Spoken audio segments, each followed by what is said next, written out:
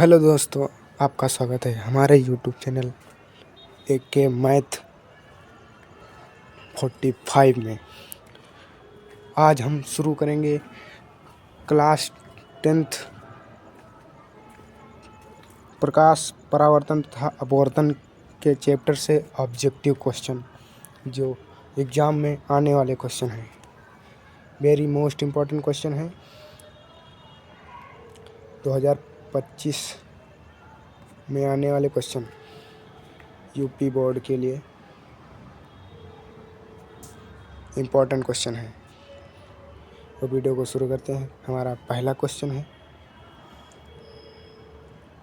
Question है समतल दर्पण द्वारा बना प्रतिबिंब सदा कैसा होता है?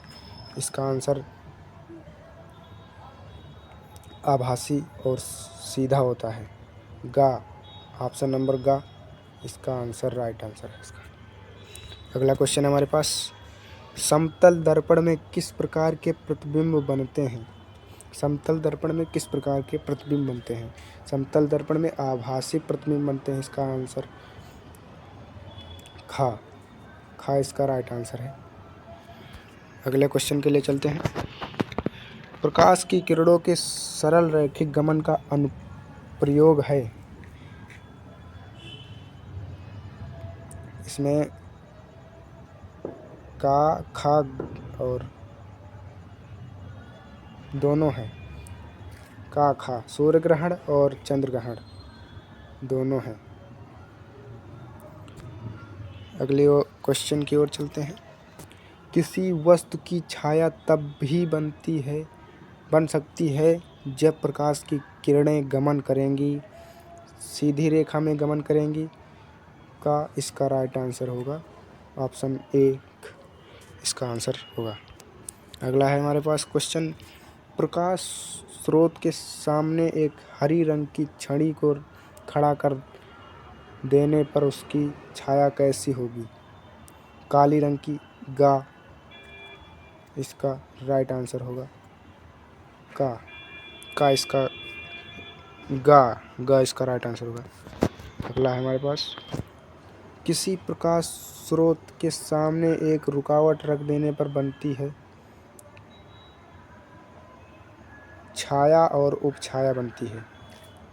इसका आंसर खा दोनों है।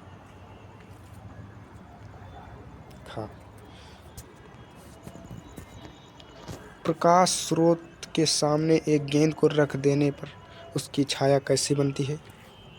उसकी छाया कैसी बनती है? वृत्ताकार बनती है। वृत्ताकार। खा इसका राइट आंसर होगा। वेरी इंपॉर्टेंट क्वेश्चन रहने वाले हैं, वीडियो को पूरा देखें। दृष्टि के भौतिक अनुभूति को कहा जाता है प्रकाश को दृष्टि के अनुभूति को कहा जाता है।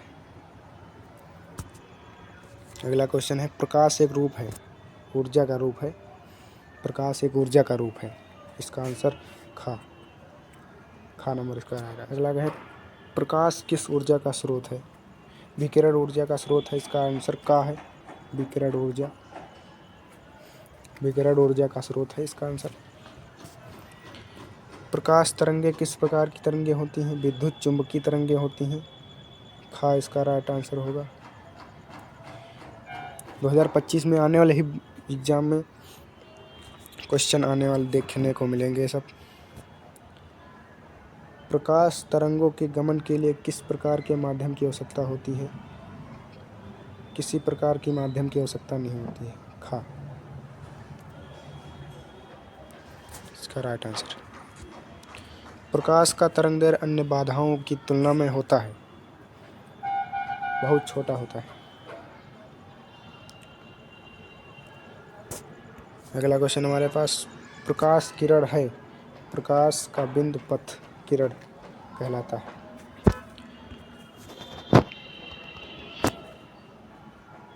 किरणों के समूह को क्या कहा जाता है? किरण पुंज, प्रकाश पुंज कहा जाता है। खा। किसी उच्च कोटि के पॉलिश किए गए दर्पण अपने पर पड़ने वाले प्रकाश को परावर्तित करता है। पूर्ण रूप से परावर्तित कर देता है। पॉलिश किया हुआ तो इसका इसी माध्यम में परावर्तित कर देता है।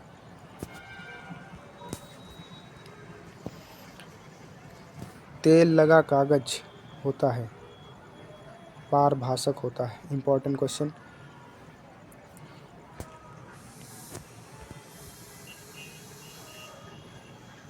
अगला क्वेश्चन हमारे पास, आधुनिक क्वांटम सिद्धांत के आधार पर प्रकाश को तरंग माना गया है, कण माना गया है? इसका आंसर है दोनों में से कुछ नहीं माना गया है। प्रकाश की किरणें गमन करती हैं, सीधी रेखा में गमन करती हैं। इसका आंसर सीधी रेखा। प्रकाश के परावर्तन के कितने नियम होते हैं? 2 नियम हैं। फोकस पर अभिसारित करने वाला किरणपुंज परावर्तन के बाद समांतर हो जाता है, अवतल दर्पण से हो जाता है। F बराबर R/2 सत्य केवल है, अवतल उत्तल दोनों में होता है। किसी बिंब का अवतल दर्पण द्वारा बना प्रतिबिंब आभासी, सीधा तथा बिंब से बड़ा पाया गया। वस्तु की स्थिति कहाँ होनी चाहिए? दर्पण के ध्रुव पर तथा मुख्य फोकस के बीच होती है, तब प्रतिबिंब आभासी बनता है, सीधा बनता है, बिंब से बड़ा बनता है। दर्पण की चौड़ाई को दर्पण का क्या कहा जाता है? द्वारक कहा जाता है।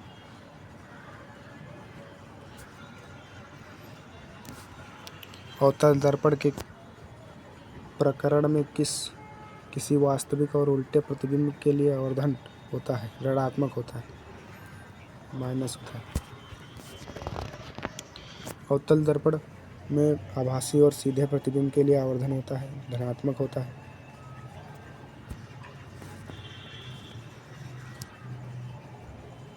नई कार्तिकीय चिन्ह परिपाटी के अनुसार दर्पण के सामने रखे गए बिंब दूरी ली जाती है, ऋणात्मक ली जाती है, माइनस में ली जाती है। अगला क्वेश्चन हमारे पास और आखिरी क्वेश्चन हमारा, एक प्रयोग में अवतल दर्पण द्वारा किसी बिंब का प्रतिबिंब एक पर्दे पर प्राप्त किया जाता है। दर्पण की फोकस दूरी को निर्धारित करने के लिए प्रयोगकर्ता को मापने के लिए ज़रूरत है। इसका आंसर क्या है? उत्तर का दर्पण तथा पर्दा के बीच की दूरी को मापने की ज़रूरत होती है। मिलते हैं अगले वीडियो में, तब तक के लिए धन्यवाद।